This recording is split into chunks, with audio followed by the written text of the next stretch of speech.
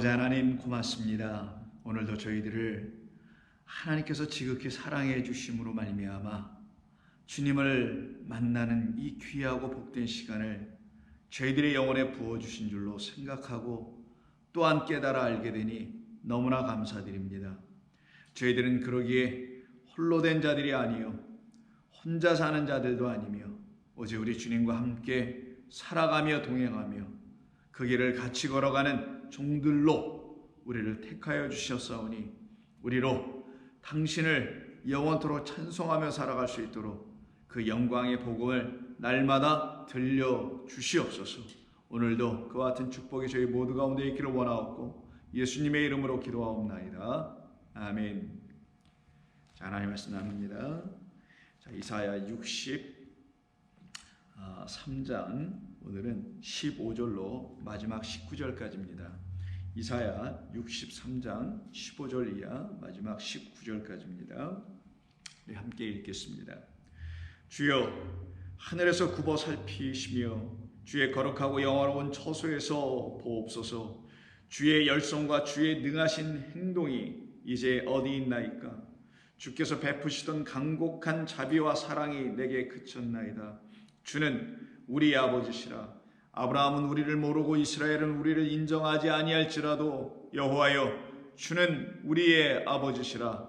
옛날부터 주의 이름을 우리의 구속자라 하셨거늘 여호와여 어찌하여 우리로 주의 길에서 떠나게 하시며 우리의 마음을 완고하게 하사 주를 경외하지 않게 하시나이까? 원하건대 주의 종들 곧 주의 기업인 지파들을 위하사 돌아오시옵소서.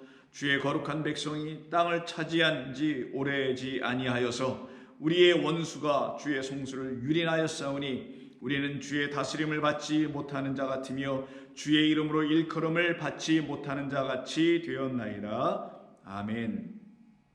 자, 오늘 본문은 방금 함께 읽었던 63장 15절 이하 마지막 절인 19절까지의 본문의 말씀입니다.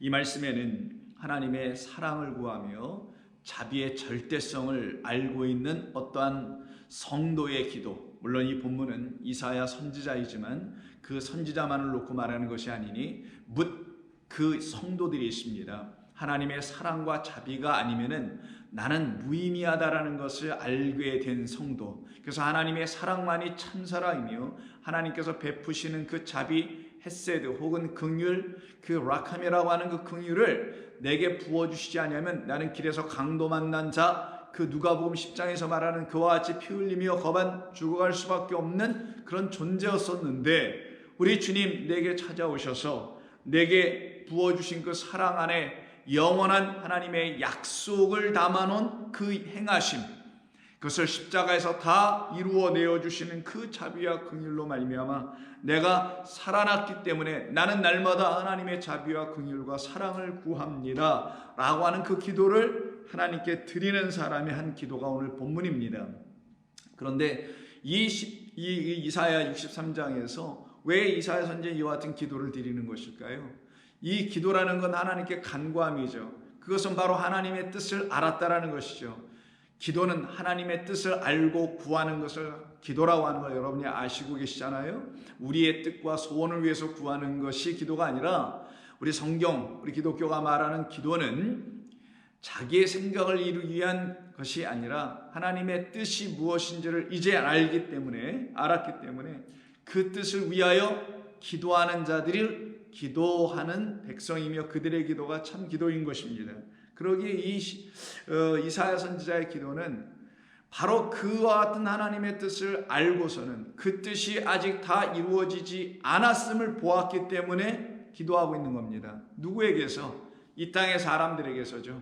이 땅의 사람들에게서, 당시엔 이스라엘 백성들입니다. 이스라엘 백성들 안에서 여전히 하나님의 사랑과 자비와 긍휼을 구하지 않고 있는 수많은 사람들이 있기에 그들은 그 하나님과 아무런 관계가 없어져 버렸다라는 거예요. 우리가 하나님과 관계를 갖는다는 것은 어떤 관계가 있을 때만 관계가 되는 것이냐? 그는 나의 하나님이요 나는 그의 백성이에요. 그는 나를 낳으신 아버지며 나는 그에게서 낳은 자녀, 아들과 딸이라는 사실을 알게 되는 이 백성과 하나님의 관계, 하나님과 이 백성됨의 이 관계가 성도가 하나님과의 가져야 될 관계인 것입니다. 그런데 이스라엘 백성들이 바로 이걸 놓치고 살고 있는 것이었거든요. 이걸 알지 못하고 살아가고 있다는 거예요. 그래서 지금 이사야가 기도를 하고 있는 것입니다. 그러면서 더 나아가서는 이렇게 표현하죠. 19절에서 18절에서 주의 거룩한 백성이 땅을 차지한 지 오래지 아니어서 우리의 원수가 주의 성소를 유린하여 싸우며 우리는 그 일로 인해서 주의 다스림을 받지 못하는 자가 갖게 되었으며 주의 이름으로 일컬음을 받지 못하는 자처럼 되었다라고 지금 말을 합니다. 이게 지금 이스라엘 백성의 상태였거든요. 영적 상태. 그것을 놓고 지금 이사야 선지자는 하나님께 그 모습을 놓고 간구하고 있는 것입니다. 그런데 이렇게 됨으로 말미암아 결국은 하나님과 이스라엘 백성들의 그 온전한 관계가 다 깨어져 버렸다라는 거예요. 그 관계를 뭐라고 하냐? 오직 자비와 사랑을 주시는 분은 아버지밖에 없어요. 자기 부모밖에는 자기 그 아들들에게 그 사랑과 자비를 주지 않거든요. 그 사랑을 주시는 그분을 아버지로, 그래서 주는 우리의 아버지이십니다 라는 이 고백을 통하여 그 온전한 관계가 딱 형성이 되고 잡혀야 되는데, 이것이 되어 있지 않은 이 백성들을 향하여 하나님의 자비를 찾는 백성, 사랑을 찾는 백성이 되게 해달라고 지금 구하며 기도하는 겁니다. 그때 되어야, 하나님과의 온전한 관계가 되어야 주님의 다스림을 받게 되고 주님의 이름으로 일컬음을 받는 자, 너는 내 것이야 라는 거예요. 일컬음을 받는다는 것은 당신 여호와의 이름으로 일컬음을 받으니 내 것이야 라는 그런 의미입니다. 이와 같은 자 되도록 하시겠다는 거예요. 근데 지금 이렇게 되질 못했어요. 그럼 이렇게 되지 못한 이 이유, 근거, 원인이 무엇인가? 이걸 알아야 되겠죠. 왜 이 세상이, 왜 하나님을 찾고 구하고 그 하나님을 아버지라고 여기지 못하는 이유가 무엇인가? 그 이유가 있겠죠. 왜 이 시대의 교회와 성도들 중에 왜 하나님을 자기의 아버지라는 사실을 깨달아 알지 못하는 이유는 무엇인가? 이 질문과도 맞닿아 있는 것입니다. 그 이유를 17절에서 두 가지로 말해줍니다. 여호와여 어찌하여 우리로 주의 길에서 떠나게 하시며 우리의 마음을 완고하게 하사 주를 경외하지 않게 하시나이까? 요 두 개입니다. 그럼 여러분 지금 방금 들으셨던 17절의 말씀에는 두 가지 이유가 분명히 언급되어 있어요. 첫째는 주의 길을 떠나게 됨으로 그 하나님이 우리의 아버지라는 사실을 모르게 되고 주의 다스림을 받지 않게 되어 주의 이름으로 일컬음 받지 못하게 되었다는 것이 첫 번째 이유가 된 것이며, 두 번째 이유는 주를 경외하지 않기 때문이다. 이 두 가지 이유였던 거예요. 그래서 결국은 하나님이 우리의 아버지라는 사실을 몰라 그 부모를 공경하지 못하게 되는 거게 되고요. 더 나아가서는 그 아버지의 다스림이라는 섬김이에요. 그 사랑의 섬김을 다스림이라고 하는 거예요. 악한 말로 다스리는 부모는 없습니다. 사랑의 말로 다스려주는 그 섬김, 그걸 받지 못하고 있는 이유는 바로 이 두 가지였던 거예요. 우리가 주의 길을 떠난 이유와 또 하나는 주를 경외하지 않았다는 그 두 가지 이유 때문이었던 것입니다. 오늘은 저희가 이 두 가지 이유를 살펴볼 것인데요. 그 중에 오늘은 첫 번째에 해당되는 것으로 먼저 주를 경외하지 않게 된 것, 이 주를 경외하지 않음 때문에 결국은 하나님은 우리의 아버지가 되어 계시지 못하고 그러니 사랑과 은총과 자비를 받지 못하는 자들이 우리가 되어 있으며 그들을 놓고 하나님의 자녀가 아니라고 하는 것이에요. 그렇게 하나님의 자녀가 되어 있지 못한 우리들을 향하여 하나님 다시 말씀하셨다라는 겁니다. 그런 이 세상을 향해 하나님 말씀하시는 거라는 거예요. 이 말씀을 듣고 그리고는 주를 경외함으로 다시 돌아오게 되면, 주를 경외한다는 이 말이 무엇인지를 온전히 깨달아 알게 된다면 그 하나님을 어찌 너의 아버지인 것을 알지 못하겠느냐라고 우리는 알게 될 거라는 겁니다. 그렇다면 주를 경외하지 않았기 때문이라고 하는데, 이 경외에 대해서 우리가 한번 살펴보려고 합니다. 경외는 한문으로 경외이기 때문에 공경한다는 말과 외는 두려워한다는 말이에요. 그래서 외경이라는 말로도 쓰게 되는데, 그러면 두려워하여, 두려울 외자니까 두려워하여 공경하다, 공경하여 두려워하게 되다, 뭐 같은 말입니다. 그런데 여기 두려워하다라는 말, 이 경외, 영어로는 the fear of the Lord 이렇게 표현하죠. 주를 경외함이라는 말을 갖다가 그냥 명사로 주를 경외함 이런 말로도 씁니다. 자, 그럼 이 fear라는 말로 번역했기 때문에 두려움, 공포, 무서움 이런 걸로 이해가 되죠. 그래서 그 이 경외라고 우리말로 번역된 이 말만 가지고 이 본문을 이해하려고 할 때는 하나님을 어떤 대상으로 바라보게 되냐면 두려운 어떤 존재로 인식하게 될 수밖에 없게 될 거예요. 그래서 이 말로 하나님을 설명할 때는 하나님은 먼저 어떤 분으로 정해놓고 가르쳐줘야 되냐면 말해줘야 되냐면 하나님을 두려운 대상으로 정해놓고 말할 수밖에 없게 된다라는 거예요.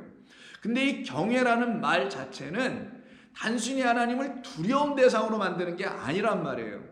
하나님은 두려운 분이 아니라 하나님은 사랑이시라. 어디 성경에 아무리 찾아봐도 하나님은 두려움이시라, 하나님은 공포이심이라 이런 말이 어디 있냐고요. 하나님은 사랑이시라 이런 말은 있죠. 하나님은 은혜이시라, 자비이시라 이런 말로 하지 하나님을 누가 공포, 두려움이라고 가르쳐 줍니까? 근데 은연중에 종교는 그 종교의 틀 속에 있는 사람들에게, 종교인들에게 그 자기들이 내세운 신을 두려운 존재로 만들어 버려놓고 그에게 가서 엎드리게 만들어 놓습니다. 그래서 뭔가 잘못을 하면은 그로부터 큰 해와 재앙과 어떤 심판과 벌을 받게 될 것이라는 이런 두려움 가운데로 더 몰고 가더라는 거예요. 그런 분이 하나님입니까? 여러분이 알고 있는 하나님이 그런 분이셨나요? 만약에 여러분이 알고 있는 하나님이 그런 분이었다라면은 여러분들은 지금 여기 살아있을 수가 없어야 돼요.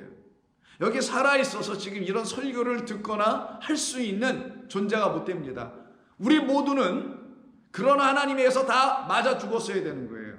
그래서 예전에 기독교 초기 시대에 마르시온이라는 사람이 있었는데 그 사람이 성경을 이렇게 쭉 신약서부터 읽었어요. 그러다 나중에 구약을 읽게 됐습니다. 그러니까 신약과 구약이 뭐가 안 맞는 것 같아 보여요. 신약에서의 그리스도 예수님을 통하여 하나님을 보니 선하신 분으로 보여주는데 구약에 가서 읽어보니 막 무섭고 공포스럽고 막 몽땅당 죽이기도 하시고 심판하시기도 하시는 하나님으로 나타나 있거든요. 그래서 그가 뭐를 얘기하냐면 구약의 하나님은 신약의 예수 그리스도의 그 아버지가 아니시다라고 결론을 내버렸어요. 그래서 구약을 다 그냥 자기 마음대로 편집해가지고 몇 가지만 정리해서 신약 성경에 붙여 놓게 되는 일이 벌어지게 돼요. 그걸로 인해서 이단 논쟁에 들어가서 결국 마르시온이라는 사람이 정죄를 받게 됩니다. 이단 판정을 받게 되는 일이 있었어요. 그건 뭘 말하냐면은 성경이 가르치려고 하는 그 하나님, 구약에서 설명되고 있는 그 마치 진노 가운데 있는 그 하나님이 어떤 하나님인지, 왜 그렇게 표현되고 있는지를 온전히 진리, 은혜, 복음으로 가르쳐주지 못했기 때문에 마르시온 같은 사람들이 나올 수밖에 없었던 거거든요. 그렇게 온전히 가르쳐주지 않게 되면 사람들은 그 공포에 질려. 왜? 구약은 찢어서 버릴 수는 없는 거니까 이 하나님에게 그냥 붙잡혀서 이 온전하게 가르쳐지지 않고 선포되지 않은 그 하나님에 붙잡혀서 두려움만을 그 앞에 갖게 하게 하더라는 거죠. 그것이 가장 위험한 신앙생활이 됩니다. 그럼 어떻게 되겠어요? 사람들은 그 신을, 그 하나님의 비유를 맞추려고 온갖 애를 다 쓸 거 아니겠냐고요. 그럴 수밖에 없는 이유는 자기가 늘 부족하다는 걸 알거든요. 자기가 죄인이라는 걸 알거든요. 그런 자기에게 하나님이 진노를 내리실까? 자기에게 정도 내리는 건 괜찮아. 나 때문에 내 자녀와 내 가족과 나의 삶과 내 직장과 혹은 내 사업과 등등에까지 하나님이 혹시 벌을 내리시진 않을까? 이런 걱정, 두려움, 근심에 빠진다니까요. 이게 율법주의 신앙이라는 거예요. 자, 그럼 한번 생각해 보세요. 여러분의 신앙생활 속에서 이런 마음 안 가져보신 적 있습니까? 내가 뭘 잘못한 것 같아. 내가 하나님 앞에 부족한 것 같아. 그럼 하나님 나를 또 책망하진 않으실까? 벌을 내리진 않으실까? 오늘 내가 하루의 삶 속에서 무슨 큰일이 일어나진 않을까? 이런 생각들 한두 번쯤 다 해보셨을 거라 생각합니다. 아니면 지금도 하고 계실지도 모르겠어요. 그렇다면은 만약 지금도 그런 생각을 하고 계시다면 여러분이 이 말씀을 오늘 듣고서 하나님을 온전히 경외하는 그 경외는 단순 구도 인간이 말하고 있는 그런 두려움의 어떤 하나님, 그 하나님에서 떠나고 정말 말 그대로 공경, 내 부모를 공경하라는 그 십계명 그대로 그 부모는 하나님이십니다. 그 하나님을 경외할 수 있는 자로 온전히 서게 하는 진리를 선포하여 들려준 복음을 들으면 여러분들은 그런 모든 것에서 그 사슬에서 벗겨져 날 거며 자유케 될 거며 해방될 거예요. 그때 여러분은 그 하나님을 두려워하는 하나님이 아니라 그 하나님의 은혜만을 구하는 그런 신실한 종들이 되게 돼 있어요. 왜? 나는 여전히 부족하나 당신의 자비와 사랑과 은총과 긍휼이 없으면 나는 아니 됩니다. 그래서 오늘 이사야도 말하지 않습니까? 15절에서 주께서 베푸시던 강국한 자비와 사랑이 내게 그쳤나이다. 어찌 이게 끝난 것만 같다라는 거죠. 그러나 이것이 그에게 두려움이 아니라 그러나 나는 그 사랑을 그 긍휼을 계속 구할 수밖에 없는 그런 연약하고 부족한 자입니다. 나는 아버지의 자녀입니다. 나는 사나 죽으나 다 주의 것입니다 라고 바울이 고백한 게 그런 의미란 말이에요. 나는 어쨌든 주의 것입니다. 죽어도 주의 안에서 살아도 주 안에서 살아야 합니다. 사나 죽으나 이 모든 것은 당신 안에 있는 것입니다. 그러니 나는 자유합니다. 왜? 당신의 사랑 안에 내가 있는데 나는 이미 이 사랑을 내게 주시려고 당신이 십자가에서 당신의 아들까지도 버리신 것임을 내가 이제는 알고 믿고 있는데 내가 두려워할 게 뭐 있습니까? 내가 두려워할 것이 굳이 있다면 당신의 사랑을 잊어버리고 당신의 자비를 또 잃어버리고 내가 생각하는 어떤 차원에서 살아갈까? 나는 그런 게 걱정일 뿐이지 나는 더 이상 걱정할 게 없습니다. 염려할 게 없습니다. 두려워할 게 없습니다. 나는 그 믿음의 차원으로 여러분들을 움직이게 하시는 하나님의 복음의 이야기를 들어야 여러분들이 하나님을 경외한다는 말의 그 본뜻을 알게 될 거 아니겠냐고요. 그러면 이 경외한다는 말을 우리말로 이렇게 번역한 이 히브리어 단어가 야라라고 합니다. 야라, 야레아라 이렇게 읽는데 히브리어는 그게 중요하잖아요. 이 경외라는 말이 어떻게 그럼 성경에서 사용되었는지 여러분들 그런 몇 가지 예를 잘 유심히 읽어보고 들어보시면은 경외는 이런 걸 경외라고 하는 거구나. 하나님을 경외한다라는 말은 그냥 얼굴도 못 들고 그냥 두려움에 떨며 이러라는 게 아니구나. 또 괜히 또 흉내나 이렇게 내보라고 하는 그런 건 더더욱 아니구나라는 걸 알게 됩니다. 먼저 출애굽기 20장을 한번 보세요.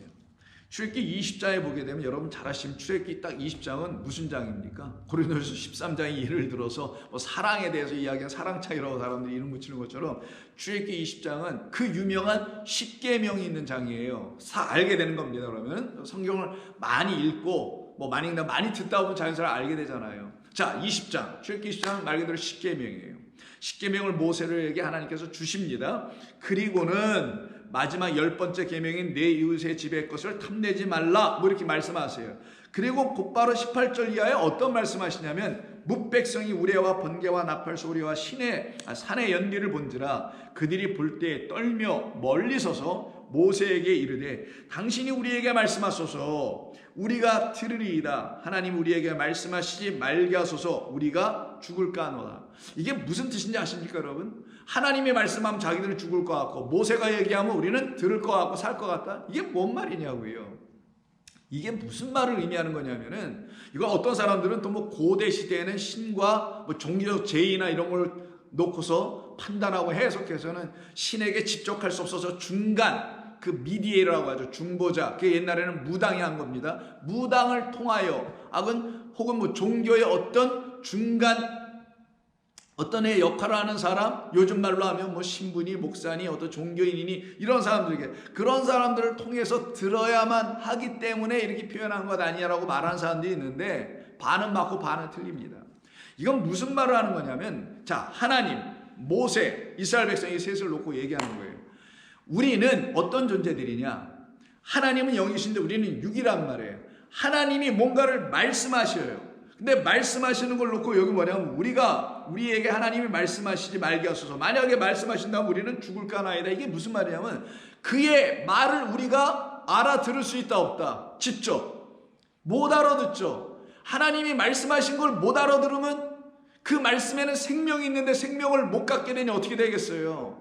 죽는다라는 걸 가르쳐 주는 거예요. 그래서 하나님께서 당신 영을 우리들에게 보여주고 알려줄 수가 없으니 영 곧 진리와 생명을 담고 있는 그 말씀으로 존재하시는 당신은 우리에게 직접 보여줄 수 없으니 모세라는 중보자를 중간에 세워놓으시고 나중에 또 다른 모세 또 다른 선지자 누구 그리스도 예수를 우리에게 중간에 세워 주신 것은 당신을 대리하는 대변하는 자 어떤 것을 영을 육으로 설명하여 주어서 육의 말로 설명하여 줘서 육의 말로 우리를 듣게 하여 그러나 그 육의 말은 비유고 진짜는 그 본래인 영의 말을 듣게 하는 이 중보자 그리스도 예수 모세 이를 통하여 우리가 들어야만 어떻게 된다는 거예요. 우리가 살 것입니다 라는 걸 가르치는 말이에요 이게. 그런데 이게 지금 어디에 붙어 있다고요? 어느 말 다음에 곧바로 십계명인 걸 잊지 말라는 거예요. 이 문맥이. 자 문맥 십계명에서 이런 말이 나오는 겁니다. 그때 20절에서 모세가 백성에게 이르되 두려워하지 말라. 이게 야라. 오늘 본문에서 지금 경외라는 말은 본문에 있는 건 명사인데 여기는 동사로 두려워하지 말라 이렇게 말하면서 하나님이 임하심은 하나님은 뭘로? 영이시니 임하실 때 뭘로 임해요? 육으로 뭐 보이는 걸로 임하시나요? 그런 거 절대로 없습니다. 하나님의 임하심은 영으로 임하는 거예요. 그러면 하나님은 우리에게 영으로 임하시는 건데 그 임하심을 너희를 시험하고 너희로 경외하여 범죄하지 않게 하려 하심이라 라고 하는 이 경외가 여기서 나옵니다. 자, 세 가지. 하나님이 임하실 때 영으로 임하세요. 근데 우리가 영을 알 길이 없어. 그래서 하나님이 우리를 영으로 임하시게 해 주시려고 내가 영이야. 내가 너희에게는 영으로 들어갈 거야. 영은 진리와 생명이에요 여러분. 하나님입니다. 그렇게 영으로 들어갈 거야. 그걸 알게 해주려고 첫 번째 뭐부터 하시냐? 시험한다. 두 번째는 시험을 통과하면 너희는 나를 경외하게 될 거야. 세 번째는 그러면 더 이상 죄 짓지 않는다. 이게 뭐와 붙어 있다고요? 이 세 가지 결과가 앞에 십계명에 붙어 있어요. 자 그러면 십계명을 주신 이유가 여기서 드러나게 되는 거네요. 십계명을 주신 이유는 그 십계명 10개의 문제지를 받은 거잖아요. 지금 뭐 하지 말라 뭐 하지 말라 뭐 하라 뭐 이렇게 해서 샬로 좀 설명하잖아요. 해서는 안 될 것과 해야 될 것과 그러면 이 해서는 안 될 것과 해야 될 것을 문제로 딱 받아 들고 있는 게 우리들 아니냐고요. 10계명을 가지고 그런 우리들을 가지고 뭐 하신다? 그 시험을 치르게 하는 거예요 지금. 그래서 시험하신다. 자 모든 시험에는 목적이 있죠. 어떤 목적? 그 시험을 가지고 정답을 차전에 맞춰서 그 시험을 통과하여 넘어가게 하는 거예요. 자, 율법이라는 십계명을 우리에게 문제로 주십니다. 근데 이 문제는 정답이 없어야지. 답이 없어. 문제만 주신 거예요. 문제. 근데 사람들은 이 문제지를 가지고 이게 답인 줄 알고 이웃을 사랑해래. 여기 뭐 살인하지 말라 하면 살인하지 말라가 문제이면서 동시에 답인 줄 알고 있어요. 이건 문제지예요. 문제지. 답지는 따로 있단 말이에요. 답은 이 시험 문제를 받은 우리를 하나님께서 어떻게 하세요? 시험하신다. 시험의 목적은 정답을 가르쳐 주시려고 하는 거고 그걸 우리로 하여금 발견하게 하는 거고 근데 그 처음에 곧바로 발견할 수 있나요? 여러분 학교에서 학교 다니실 때 예전에 시험 보면 그냥 척척척 다 맞히는 그런 분이었나요? 아니잖아요. 대부분은 저부터 시작해서 실수하며 틀리며 다시 수정하며 또 공부하며 이런 과정을 통하여 하나하나 맞춰나가는 거 아니면 그게 또 공부고요. 마찬가지라는 거예요. 십계명을 주신 것은 이 십계명을 가지고 이 율법을 가지고 이게 너희들이 뭘 행해야 하는 것을 요구한 나의 명령이 아니라 내가 너희들을 위하여 내가 이루어줄 나의 약속과 언약이라는 것을 너희가 알 때까지는 시험에서 통과할 수 없어. 그러면 이거는 하나님께서 나를 위하여 해주시려고 하시는 약속과 언약의 열말씀이었군요. 완전한 말씀이었군요 라는 걸 알게 되면 율법은 더 이상 명령이 아닌 하나님의 은혜, 그의 일하심, 그의 오늘 본문에서 열성이란 말이 나와요. 하나님의 열성은 어디 계십니까? 하나님의 자비와 사랑은 도대체 어디 계십니까? 라고 첫 번째 절에서 읽었잖아요. 우리가 그 열성, 그 일하심으로 말미암아 내가 그 은혜를 받는 거군요 라는 그 정답을 이렇게 내놔야 된단 말이에요. 이런 정답을 온전히 내놓게 될 때까지 시험하신다. 또 다른 의미에서는 그 정답을 내놓게 하시기 위해서 시험하신다라는 뜻이에요. 그럼 저와 여러분은 그 시험 받음이 마땅한 거 아니겠어요? 온전한 시험 받는 건 정말 마땅한 거 아니겠냐고요. 이걸 갖다가 도키마주 한다고 헬라어로 신약성에서 말하는 거란 말이에요. 그걸 완전하게 하시려고 하시는. 그래서 그 정답을 우리가 하나님 앞에서 발견하고 내놓을 때까지 시험하시는 하나님, 그리고 계명이 언약과 약속, 그 당신의 일임을 알 때까지 하나님은 시험하신다. 그럼 알았어요, 이걸 다. 이제는 알았네, 성도가. 우리가 알았어요. 그거는 계명으로 보여지나?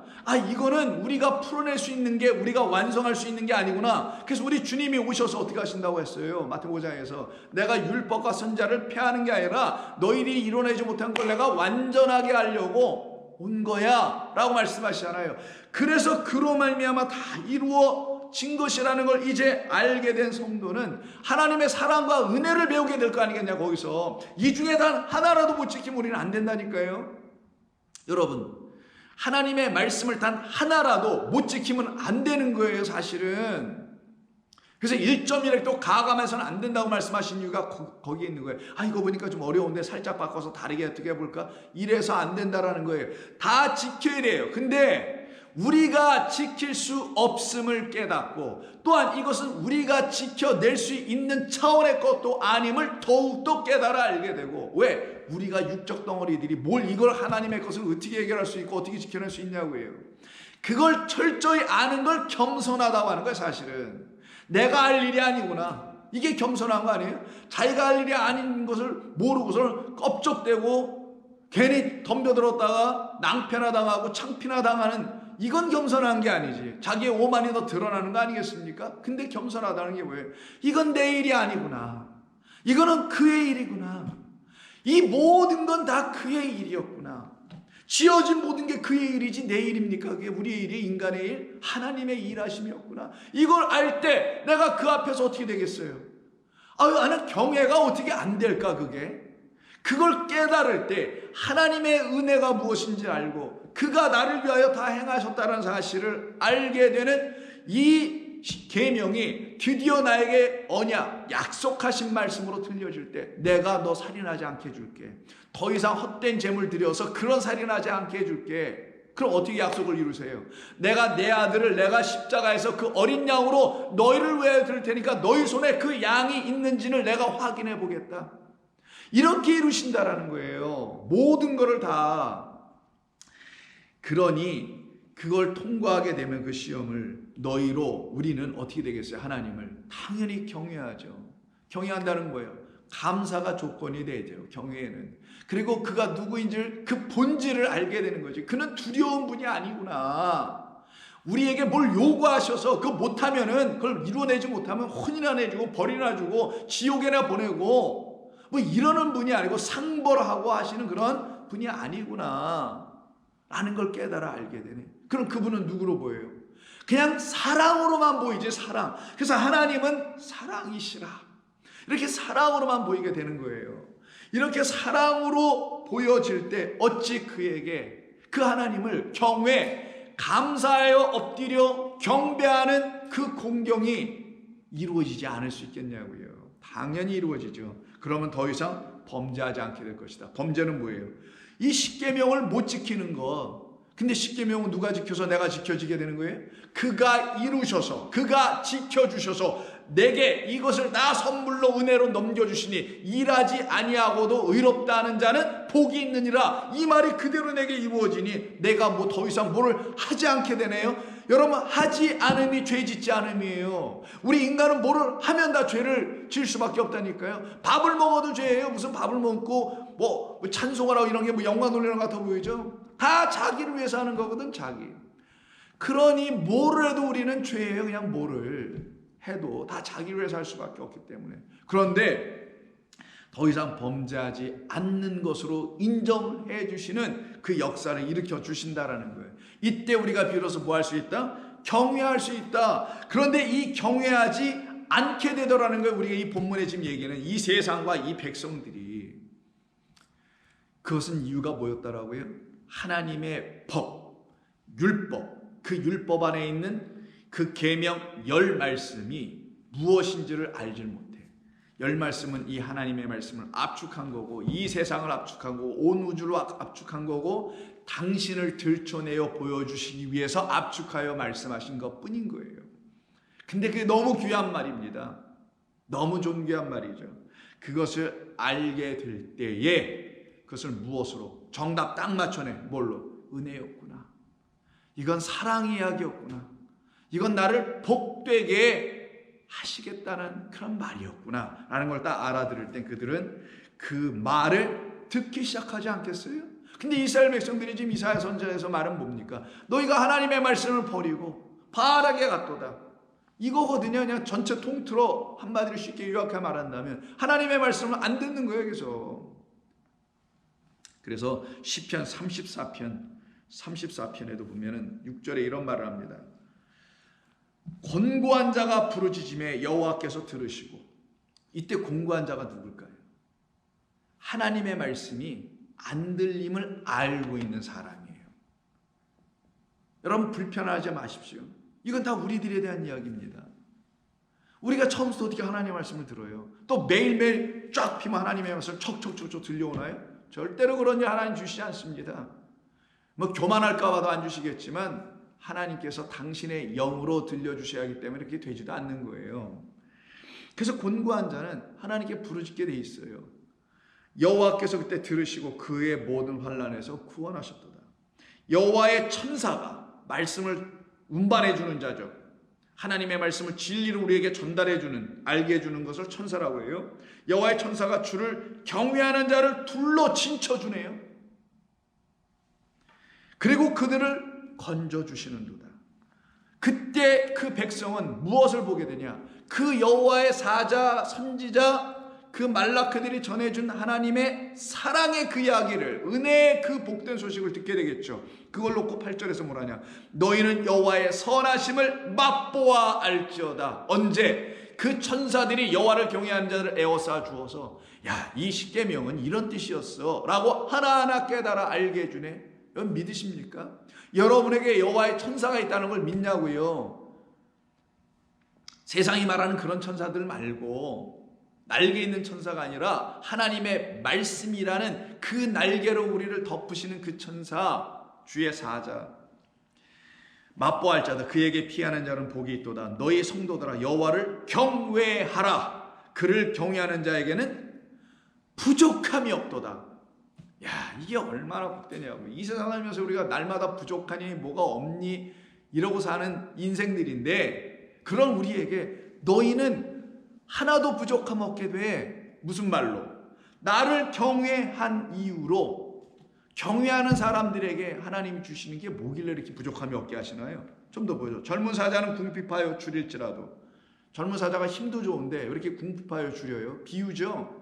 자기의 힘과 능으로 할 수 있는 게 아니다. 무엇을 얻기 위해서? 너의 그 가난한 심령에 채워줄 양식은 너의 힘, 그 능력, 인간의 어떤 애씀 이런 걸로 되는 게 아니다. 이걸 가르쳐 주려고 젊은 사자를 대동시켜 비유로 설명하는 거잖아요. 지금 젊은 사자는 애써도 궁핍하여 줄이게 되지만, 그러나 여호와를 찾는 자는 남녀노유 막론하고 당신의 종들에게 당신의 영을 부어줘서 그 좋은 걸 발견하고 찾아 그것이 내가 먹어야 될 나의 영의 양식이구나 라고 알아보게 하겠죠. 그래서 여호와를 찾는 자는 모든 좋은 것에 부족함이 없으리로다. 여호와는 나의 목자시니 내게 부족함이 없으리로다. 그가 나를 푸른 추장과 맑은 시냇가로 인도하시는도다. 너희 자녀들아 와서 내 말을 들으라. 이거예요. 경외하는 사람들, 하나님의 말씀을 드디어 듣기 시작하는 자들. 왜? 시험을 통과했으니까. 그래서 아까 출애굽기 20장 17절을 잘 들으셔야 되는 거예요. 시험을 통과하니 율법이 복음으로 딱 알아들려지기 시작해. 하나님의 계명이 은혜의 말씀이라는 걸 알게 돼. 내가 하는 게 아니라 그가 이루셔야 된다는 걸 비로소 알게 되니 그에게 자꾸만 찾아가서 묻게 돼. 그를 두들기게 돼. 이런 일을 하게 되는 겁니다. 그래서 여호와의 부족함이 없으리로다. 너희 자녀들아 11절 와서 내 말을 들으라. 내가 여호와를 경외하는 법을 너희에게 가르쳐 주리라. 하나님의 말씀을 알아야 경외하며 경외하는 법을 배워야 경외하게 될 거라는 거예요. 하나님을 진리의 하나님으로 만나야 합니다. 하나님을 평강의 하나님으로 만나야 되는 거예요. 하나님을 해방하게 해주시는 생명의 성령의 법으로 내가 갖고 있는 죄와 사망의 법을 완전히 해방시켜 주시는 그 해방의 하나님으로 만나야만 하나님을 경외, 참된 예배예요. 그게 진짜 영과 진리로 드리는 참된 예배를 하나님께 드리는 그 경외가 터져 나오게 되어 있는 거예요. 이 일이 일어나야만이 우리가 그것을 감당해야 되죠. 그럼 여호와를 경외하는 법, 오늘 본문이 뭐래요? 자비와 사랑을 내게 빨리 알려주세요. 이게 여호와를 경외하는 거잖아요. 그래서 시편 5편에 보시면은요, 이 세상 경외하는 자들이 없죠, 하나님을. 그래서 오만하고 거짓된 말을 하고 이런 걸로 가득 차 있어요. 그것을 갖다가 시편 5편 9절에서 뭐라고 하냐면, 그들의 입에 신실함이 없고 그들의 심중에 심이 악하며 그들의 목구멍은 열린 무덤 같고 그들의 혀로는 아첨하고 있다. 그리고 5절에서 그들을 놓고 오만한 자들이라고 하며, 6절에서는 거짓말하는 자들이라고 하며, 그리고 이 모두를 합산하여 8절에서는 나의 원수라고 말합니다. 우리의 원수는 하나님의 원수죠.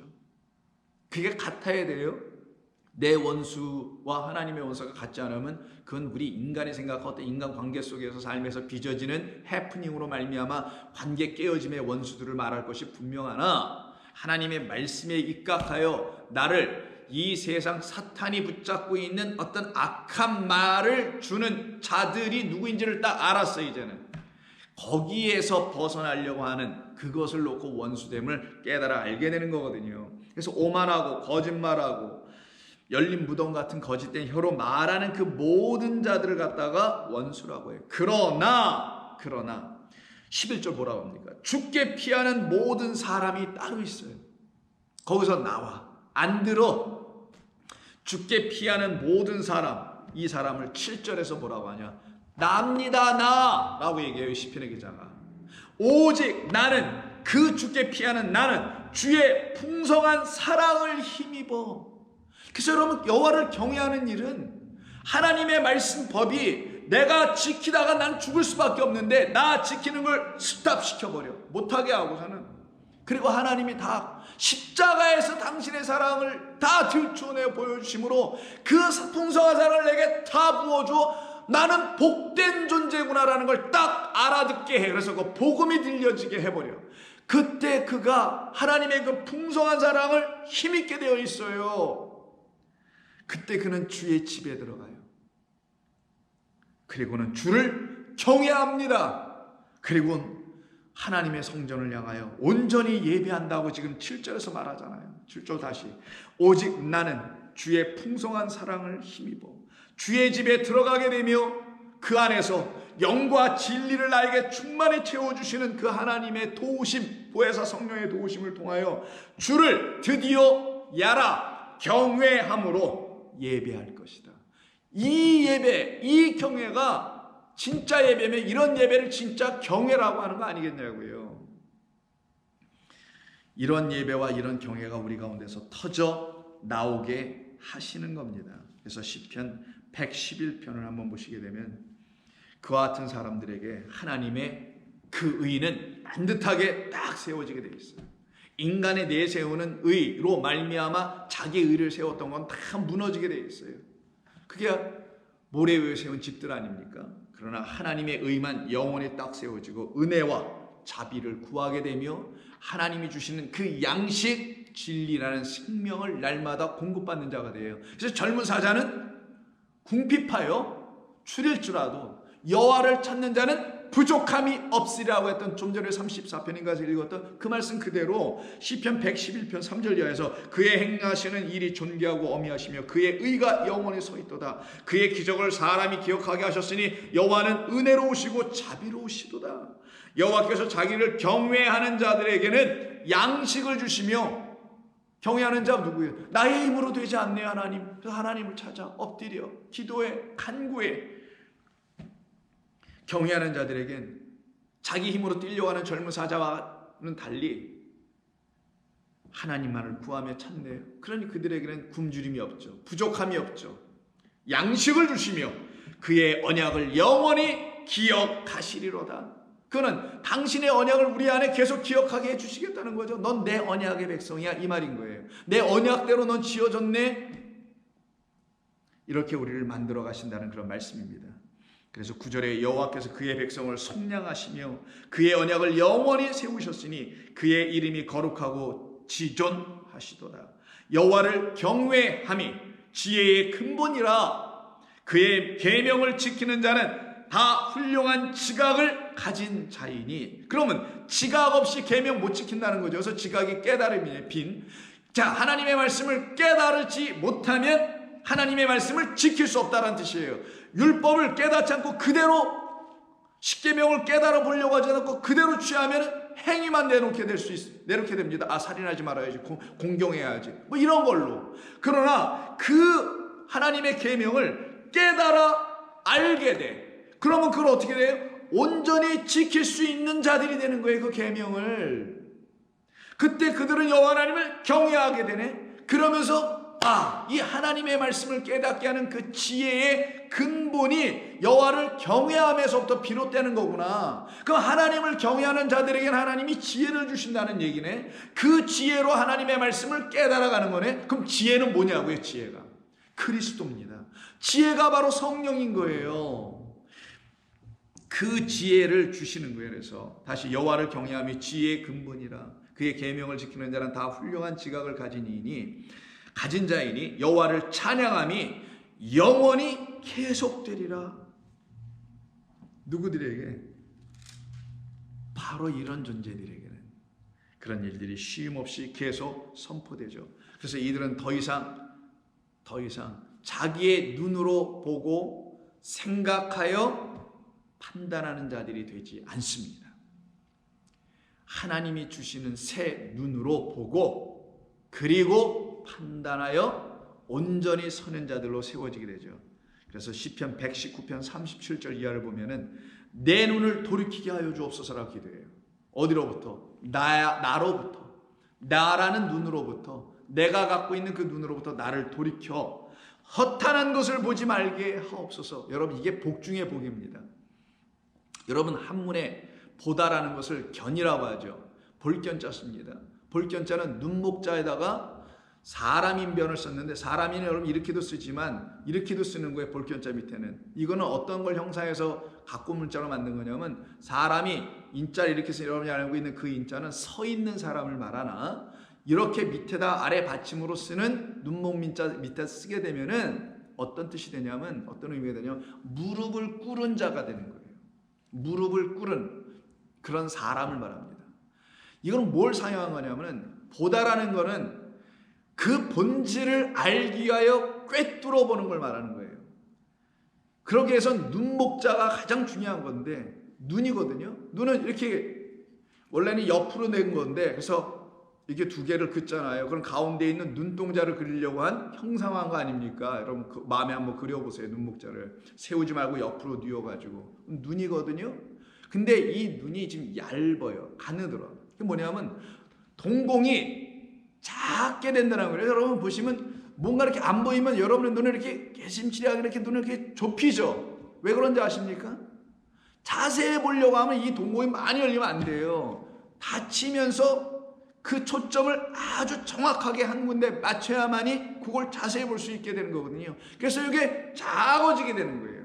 그러려면 어떻게 돼서 엎드려 무릎 꿇고 자세히 바닥에 있는 걸 들여다보려고 하는 요 그림을 그린 게 볼견자의 내용입니다. 제가 뭐 한문을 얘기하려고 하는 게 아니라, 우리가 하나님의 것을 보게 되려면 우리의 눈으로는 볼 수 없으니, 눈으로 본 모든 것이 자꾸만 허탄하게만 하니 내 눈을 돌이켜 그 허탄한 것, 눈에 드러난 것만 보이는 것, 그것만 보게 하지 마시고 주의 길에서 나를 살아나게 하소서. 그리고는 나로 당신이 보여주시려고 하시는 그것을 온전히 볼 수 있도록 나의 눈을 열어주소서. 이게 진짜 보는 거예요. 성도가 보는 거는. 그때 성도에게 나타나는 게 뭐냐? 주를 경외하게 하는 주의 말씀을 주의 종에게 세우소서. 이렇게 기도하네요. 이게 진리입니다. 하나님이 주시는 걸 보기 위하여 엎드려 그걸 관찰하고 애쓰고 구하는 자들에게는 다른 걸 주는 게 아니라 주를 경외하게 하는 주의 말씀을 주게 돼 있어요. 반드시 주님을 경외하게 하는 말씀을 주게 돼 있습니다. 그 말씀을 구하며 달라고 얘기하네. 그래서 42절에서 뭐라고 하나? 그리하시면 내가 나를 비방하는 자들에게 대답할 말이 있사오리니 왜 당신 맨날 그러고 있는 거야? 왜 당신은 맨날 그렇게 하나님의 말씀을 그런 식으로 읽고 그런 식으로 연구나 하고 있는 거야? 라고 하고 있는, 나를 비방하고 있는 그 진리를, 생명을 쫓아가려고 애를 쓰고 있는 그런 나를 비방하고 있는 자들에게 내가 그들에게 대답할 말을 좀 가져야 되지 않겠습니까? 그러니 내가 주의 말씀을 의지합니다 라고 42절에서 말해요. 그러니 나는 더욱더 주님의 말씀만 의지합니다. 나는 이것밖에 없습니다. 이런 얘기예요. 이 하나님의 말씀밖에 나는 없습니다. 여러분 그렇습니까?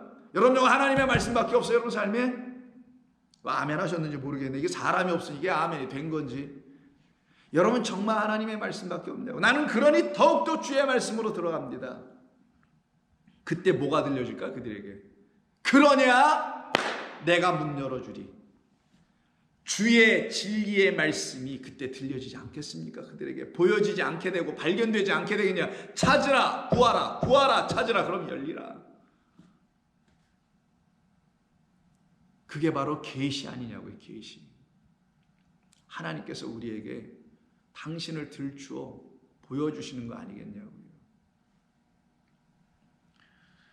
이와 같은 놀라운 뜻이 이 안에 담겨 있어서 진리의 말씀이 내 입에서 조금도 떠나지 말게 하옵소서 라고 성도는 하나님 앞에서 간구하며 기도합니다. 그러니 하나님께서 사랑하시는 자들에겐 이런 걸 반드시 주시게 돼 있어요. 47절 내가 사랑하는 주의 계명들을 스스로 즐거워하며 내가 사랑하는 주의 계명들을 향하여 내 손을 들고 주의 율례들을 작은 소리로 내가 읊조리나이다. 묵상해 보는 거죠. 날마다 주의 말씀이 그 뜻, 진리, 생명을 알아가기 위해서 이와 같이 우리를 붙들어 세워 주시고자 하나님께서 저와 여러분들에게 날마다 이 진리의 말씀을 풀어 알려주시는 거란 말이에요. 그들에게 하나님의 말씀이 진리로 들려, 경외하는 말씀으로 들려, 정말 나를 해방하게 하는 말씀으로 들려, 나를 복된 자라고 인정해 주시는 말씀으로 들리네. 왜? 내가 하는 게 아니라 그가 다 이루셨으니 나 자유했네. 나 자유 얻었네. 나 자유 얻었네. 우리 옛날에 복음서가 있었잖아요. 그래서 내가 기쁨이 넘치는 거 아니에요. 나만 얻나? 너도 얻어. 나 자유 얻었네. 너 자유 얻었네. 우리 자유 얻었네. 이렇게 서로 찬송하며 예배하며 감사하게 하게 하시려고 우리들에게 이런 진리의 말씀을 주셨는 것인데 이사야가 오늘 뭐라고 합니까? 이 땅에 지금 그게 나타나지 않고 있고 하나님의 그 역사가 이 사람들에게 지금 역사되고 있지 않습니다. 오히려 18절에서는 오늘 본문에 주의 거룩한 백성이 땅을 차지한 이후 오래되지 않아서 이미 그 땅은 초토화돼 버리고 말았습니다. 누구에 의해서? 우리의 원수가 그 성소를 다 유린해 버리고 짓밟아 버리고 말았습니다. 그럼 이 세상이 지금 어떻다라는 거예요? 하나님의 말씀이 세워져야 될 이 성소로 지어져야 될 이 세상이, 이 세상의 사람들인 우리들이 하나님의 성소가 되는데 다 유린당했는데 누구에 의해서? 원수. 그럼 원수는 뭐냐고요? 성경에서 말하는 원수는 하나님이 첫 번째로 주신 것이 우리에게 하나님을 은혜로 가르쳐 줘야 하는데 그렇지 못하게 하는 모든 것들이 다 하나님의 원수란 말이에요. 그럼 이 세상에는 그 하나님을 경외하는 자들이 있지 않을 거 아니냐고요. 언제부터 하나님 우리가 경외한 적이 있었냐고요. 이런 하나님의 말씀이 우리에게 주어지기 전에는 하나님을 경외하는 일이 우리에게 있지 아니하였죠. 그렇게 하나님을 경외하는 일이 전혀 없는 우리들에게 하나님께서 은혜를 부어주시죠. 내가 너희들로 나를 깨달아 알아. 내가 너희들을 향하여 사랑의 하나님이라는 사실과 그리고 내가 너희에게 은혜를 부어주고 있다는 사실을 너희가 알게 되면 너희는 나를 감사하며 찬송하며 그때 영과 진리로 나를 경배하게 되는 그 경외가, 그 영광의 예배가 너희들에게 터져나오게 할 거야. 그런데 이 땅은 흑암이요 어두움이요 공허요 그 다음에 깊음, 수면 아래에 있었다. 그게 창세기 1장 2절 상태죠. 그 상태를 창세기 20장 11절에서 똑같이 이렇게 말합니다. 창세기 20장의 이야기는 아브라함이 자기 아내 사라를 데리고 그랄 땅 아비멜렉이라는 사람이 왕으로 있는 그 그랄 지역에 잠시 거류하러 갔다가 그곳에 있는 아비멜렉이라는 그 왕이 아브라함의 아내 그 사라를 자기의 아내로 삼으려고 빼앗아가는 일이 일어났는데, 그날 밤에 하나님이 꿈에서 그에게 현몽하여 나타나 말씀하시기를 그는 남편이 있는, 이 사라는 남편이 있는 여자야 라고 확 말해줘요. 그래서 자다가 깜짝 놀라서 그럼 제가 그렇게 할 수 없죠 라고 돌이킵니다. 그리고는 다음날 아침에 일찍 일어나서 8절에 보니까 아비멜렉이 아브라함을 불러들여서는, 아니 당신 나에게 왜 이 여자를, 왜 당신의 아내를, 이 사례를 왜 당신의 아내라고 얘기하지 않은 것이요 라고 이렇게 말을 해요. 8절 9절입니다. 8절이에요. 909절을 보면 아비멜렉이 아브라함 불러서 그에게 이르되 내가 어찌하여 우리에게 이렇게 하느냐, 내가 무슨 죄를 내게 범하였기에 내가 나와 내 나라가 큰 죄에 빠질 뻔하게 하였느냐, 내가 합당하지 아니한 일을 내게 행하였도다 하고, 아비멜렉이 또 아브라함에게 이르되 내가 무슨 뜻으로 이렇게 하였느냐. 여기서 중요한 말을 하죠. 무슨 뜻으로 이렇게 했느냐, 이게 도대체 무슨 뜻이냐. 아브라함이 왜 사레 그의 아내를 아내라고 말하지 않는 그 이유가 무엇이었느냐, 성경이 우리에게 말하려고 하는 그 진리가 무엇이냐, 하나님께서 너 아브라함을 통하여 우리에게 알려주려고 하는 그 진리가 무엇이냐, 그것 좀 한번 우리 인간에게 한번 얘기 좀 해줘 라고 지금 아비멜렉의 입을 대신하여 하나님께서 우리 모두에게 그 뜻을 가르쳐 주려고 하는 거예요. 그때 아브라함이 내놓는 첫 마디 11절, 아브라함이 이르되 이곳에서는 하나님을 두려워함이 없도다, 이 말을 해요. 이곳 어디? 여기 이 아비멜렉이라는 왕이 살고 있는 그 이곳에 하나님을 두려워하는 것이 없다. 근데 아비멜렉의 이름을 보시라고요. 아베다멜렉이에요. 하나님 왕 이런 뜻이에요. 나의 아버지는 아버지란 뜻이거든요. 아비 나의 아버지란 뜻이에요. 그럼 뭐예요? 멜렉이니까 왕이다. 나의 아버지는 사자이시다 이런 의미거든요. 나의 아버지가 왕이야. 그 왕은 또 나의 아버지야. 그럼 성경에서 말하는 나의 아버지 여호와 하나님, 왕도 여호와 하나님. 그럼 여호와 하나님을 왕으로 알고 있는 사람들은 누구? 이스라엘 백성들밖에 없어요. 당시에는 이스라엘 백성들이 하나님께서 말씀을 주셔서 가르쳐 줬거든요. 여호와는 왕이시다. 그만 왕이다. 여호와는 하나님이시다. 그 하나님은 너희의 아버지시다. 이렇게 가르쳐줬단 말이에요. 그런데 그 하나님이 왕이신 그 나라 어디겠냐고. 그럼 이 땅 그랄 땅은 이스라엘이란 그 백성들이 살고 있는 땅, 좀 더 확장해 얘기하면 하나님의 형상과 모양으로 지어진 우리라는 모든 이스라엘들이 살아가고 있는 이 땅 아니겠냐고. 근데 이 땅 모두에게, 이 땅 전체에서 하나님을 두려워하는 자가 없다. 이때 두려워하다가 이 알아. 오늘 본문의 경외, 하나님에 대한 경외를 갖고 있는 자가 하나도 없다 이렇게 말하네요. 그것이 바로 내가 너에게, 아비멜렉 너에게, 결국 우리들입니다. 내 아내를 아내라고 말해주지 않았던 이유야 라고 지금 이야기하는 거예요. 이유는 내 아내로 말미암아 사람들이 나를 죽일까 합니다. 하나님을 두려워하지 않는 세상이라는 거예요. 하나님을 두려워하지 않는 세상이 하나님의 신부들에게 하는 일이 무엇인지를 이 아브라함이 말해주는 거예요. 하나님의 신부는 저와 여러분, 하나님을 두려워하지 않는 이 세상이 하나님의 신부인 우리 인간들에게 하고 있는 일이 무엇이냐? 거짓된 남편을 만나게 해주는 일, 거짓된 남편을 중매하고 있는 일만 하고 있거나, 더 나아가서는 그들에게 있는 참 남편, 진짜 남편을 어떻게 한다? 죽이긴 하려고 하고 있다. 그래서 아브라함이 그 진리를 가르쳐 주려고 내 아내로 말미암아 사람들이 나를 죽일까 생각하였기 때문이라. 하나님을 두려워하지 않으니 하나님께서 우리에게 당신의 언약을 어떻게 다 이루어 주려고 당신의 아들을 왜 보내시는지, 그 아들을 우리에게 신랑이라는 사실을 가르쳐 주시는 이 모든 진리를 알고 있지 못하여 하나님을 경외함이 전혀 없는 이 세상이 어떤 것인지를 알려주려고 내가 내 아내를 아내라고 말하지 않았던 거야. 그러나 12절에서 뭐라 합니까? 사실은 그런데 그는 사례는 정말로 나의 이복 누이로서 내 아내다. 이런 말을 해요. 이복 누이의 의미가 뭡니까? 아버지는 같은데 배가 다를 뿐이에요. 어머니가 다르다는 것이죠. 그거는 아버지는 같은데 그 씨를 받은 어머니가 달라서 다른 존재가 되어 있다는 사실을 의미하기도 하는 겁니다. 같은 말을 갖고 있지 못한 자를 내가 내 아내로 삼았다. 그러나 아버지는 같다. 그래서 그 한 아버지, 영원하신 아버지 하나님 아래 우리가 다 한 형제란 말이에요. 그리스도를 통하여 우리가 다 하나의 형제란 사실을 알게 해주는 사건이 여러분 뭔지를 알잖아요. 그것을 지금 말하고 있는 겁니다. 그것을 알지 못하고 있는, 그런 진리의 말씀을 알지 못하고 있는 이 세상, 여기는 하나님을 그 하나님으로 지혜의 그 근본인, 여호와를 경외함의 지혜의 근본이고 깨닫는 것이 여호와를 경외함의 시작인데, 그 하나님을 알지 못하고 있으니 당신들은 경외하지 할 수도 없는 자들이 아닌가, 이걸 지금 말씀하고 있어요. 그래서 여러분 잘 아시는 잠언 1장 7절 보시면은 여호와를 경외하는 것이 지식의 근본이거늘 미련한 자는 지혜와 훈계를 멸시하느니라. 그러나 뭐라고 약속하십니까?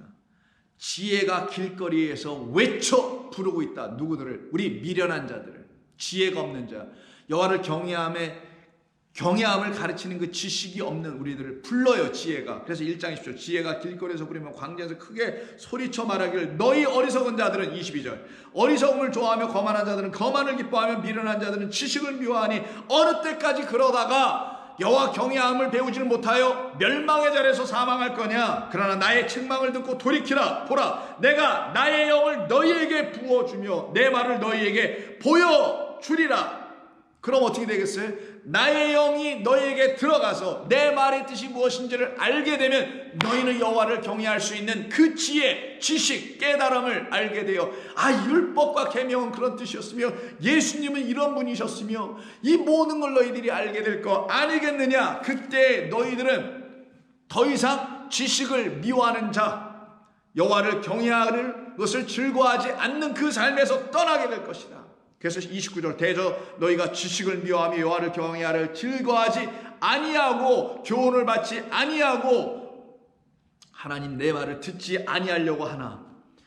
33절 마지막 1장의 끝에 오직 내 말을 듣는 자는 평안히 살며 재앙의 두려움이 없이 안전하리라. 그러니 말씀하기를 2절에서 내 귀를 지혜에 기울이며 내 마음을 명철에 두라. 은을 구하는 것 같이 그것을 구하며 감추어진 보배를 찾는 것 같이 그것을 찾으면 여호와 경외하기를 깨닫게 될 것이며 하나님을 알게 되리니. 그럼 여호와 경외와 하나님 아는 것이 이 꼴 같다라는 거예요. 그러니까 여호와 경외 처음 드렸던 말씀 기억하시죠? 하나님을 내가 두려운 분으로만 만들어놔. 왜? 이거 지켜 저거 지켜 못 지켜 두려워. 그럼 또 뭔가를 해 메꿔나가 땜빵에, 이런 식의 신앙생활을 계속 쳇바퀴 돌리듯 하게 하는 그 두려운 하나님을 가르치는 게 아니라 엉뚱한 이상한 하나님, 그건 마귀지. 하나님이 누구신지를 알아. 사랑이었구나, 은혜이셨구나, 나를 건져주시려고 끊임없이 나에게 찾아오신 분이었구나라는 걸 알게 되는 것, 그 하나님을 알게 되리니 그러면 여호와를 경외하기를 깨닫게 될 것이다. 대저 여호와는 지혜를 주시며 지식과 명철을 그 입에서 내심이라. 그리고 10절에 9절에서 그런즉 내가 공의와 정의와 정직한 모든 선한 길을 깨달을 것이다. 곧 지혜가 내 마음에 들어가. 지혜는 영입니다. 성령이에요. 지식이 내 영혼을 즐겁게 할 것이며 근신이 너를 지키며 명철이 너를 보호하며 악한 자의 길과 패역하는 말 하는 자에게서 너를 건져내리라. 누가요?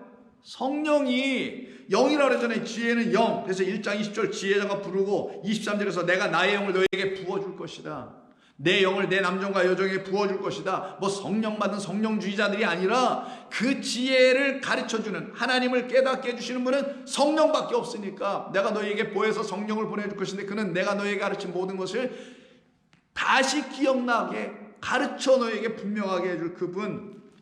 그래서 이사야 11장에서 여러분 잘 아시는 우리 주 예수 그리스도를, 그의 오심을 예언한 말씀 아니냐고요. 약속해 주신 말씀. 예언보다 약속이 더 좋네요. 11장 1절 이새의 줄기에서 한 싹이 나며 그의 뿌리에서 한 가지가 나서 결실할 것이요 그 위에 여호와의 영 곧 지혜와 총명의 영이요 모략과 재능의 영이요 지식과 여호와를 경외하는 영이 강림하시리니 그가 여호와를 경외함으로 즐거움을 삼을 것이며 그의 눈에 보이는 대로 더 이상 심판하지 아니하며 그에게 들리는 대로 판단하지 아니할 것이다. 당연히 그렇게 되죠. 전에는 우리의 눈으로 보고 판단하고 말았어요. 듣는 대로 막 했어요. 근데 그 눈과 귀가 다 떠나가니 무엇으로? 여호와를 경외하는 사람들에게만 주는 그 지혜와 근본 지식으로 그 지혜의 말씀이 우리에게 들려진 여호와를 경외하는 마음이 생김으로 그들은 더 이상 자기의 눈과 귀로 판단하고 보는 자들이 되지 않게 되는 그 여호와의 영, 지혜의 총명의 영. 그래서 에베소서에서 지혜의 영이란 말이 나오는 거예요. 지혜의 영을 그들에게 부어주옵소서라고 사도 바울이 에베소 교회의 성도들을 향하여 기도한 거 아닙니까? 그 지혜의 영은 우리를 여호와를 경외하게 하는 것이 무엇인지를 알게 하는 것. 근데 경외가 목적? 마지막이죠. 근데 그것을 이루기 위해서 우리는 하나님이 누구신지를 깨달아 아는 것. 그러면 어떻게 된다고 했어요? 그를 깨달아 알면 그를 경외하는 것을 알게 될 것이다. 그와 같은 일이 일어나도록 우리를 역사하시는. 그래서 같은 이사야 32장에서 9절을 보시면 너희 안일한 여자들아 일어나 내 목소리를 들을지어다. 일어나 뭐 하라고 하잖아요. 일어나 내 목소리를 들을지어다. 너희 염려 없는 딸들아 내 말에 귀를 기울지어다. 그러면서 15절 마침내 위에서부터 영을 우리에게 부어주시리니 광야가 아름다운 밭이 되며 아름다운 밭을 숲으로 여기게 되리라. 이런 역사가 일어나네. 그래서 곧바로 그 다음 장 33장 5절에서 여호와께서는 지극히 존귀하시니 그는 높은 곳에 거하시며 정의와 공의를 시온에 충만하게 하심이라. 내 시대에 평안함이 있으며 구원과 지혜와 지식이 풍성할 것이라. 이것 가지고 뭐 할까요? 구원의 지식, 지혜, 이 모든 걸 갖고 뭐 할까요? 여호와를 경외하게 하시겠죠. 그래서 여호와 경외함이 결국은 내게 보화이니라. 이때 내 시대에 평안함이 있다는 이 평안함은 에므나입니다. 여러분 들으셔서 아시겠죠? 여러분에 걸쳐 들어봤잖아요. 모세가 팔이 올라가서 아말렉과 전투할 때 어찌니 팔이 내려가면 지고 올라가면 다시 들려지면 승리하는 이 팔 내려오지 않는다. 끊임없이 steadfastness. 그러니까 계속해서 똑같이 있는 거예요. steadfastness니까. 꾸준하게 있는 거. 그러면 늘 항상 변함없이 꾸준하고 영원하고 그런 분이 누구세요? 하나님이십니다. 그분을 놓고 뭐라고 하냐 성경은 믿음, 신실이라고 하는 거예요. 그래서 그는 충신이요 그 다음에 그는 진실이다. 어디서 나온 말이에요? 요한계시록 그 백마 타고 오시는 그분의 이름을 보니까 그는 충신이요 그는 신실함이다 이렇게 써 있잖아요. 그때 충신이 믿음이라 그랬죠. 믿음과 진리라고 했지 않습니까? 충실함이 아니고 믿음과 진리 곧 주는 믿음이란 말이에요.